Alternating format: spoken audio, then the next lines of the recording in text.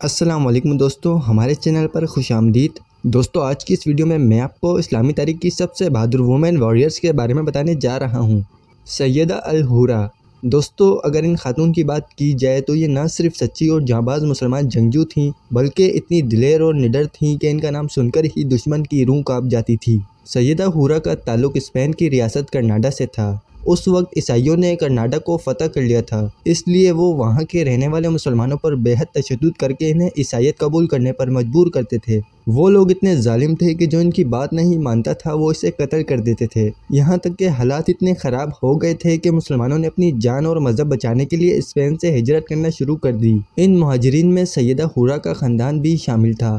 یہ اپنے قبیلے کے سب سے امیر گھرانے کی بیٹی تھیں اور ہجرت کے وقت ان کی عمر صرف 7 سال تھی، لیکن بچپن سے ہی آپ کے اندر اسلام کو لے کر اتنا جوش و جذبہ تھا کہ آپ سے مسلمانوں کی ہار برداشت نہیں ہوئی تھی۔ آخرکار ایک دن ایسا آیا کہ آپ اپنی سلطنت کی ملکہ بن گئیں اور آپ نے اسپین پر حملہ کرنے کے لیے ایک بڑی فوج کو تیار کرنا شروع کر دیا۔ جب آپ کی فوج تیار ہو گئی تو آپ اپنے لشکر سمیت بحری جہاز پر سوار ہوئی اور کافروں پر حملہ کر دیا۔ کافروں کے لیے یہ وقت کسی قیامت سے کم نہیں تھا، کیونکہ وہ لوگ اس جنگ کے لیے بالکل بھی تیار نہیں تھے۔ اس وومن وارئر نے کافروں کو ایسا تباہ و برباد کیا کہ دوبارہ وہ لوگ کبھی سنبھل نہیں سکے۔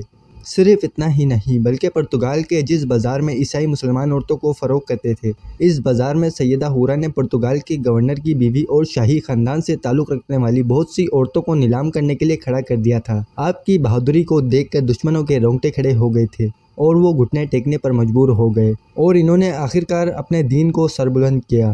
ان کی بہادری کے قصے اتنے مشہور ہیں کہ امریکہ کے اندر ان کی زندگی پر مبنی ایک فلم بھی بنائی گئی ہے۔ سیدہ حورہ اسلامی ہسٹری کی سب سے نڈر وارئرز میں سے ایک ہیں۔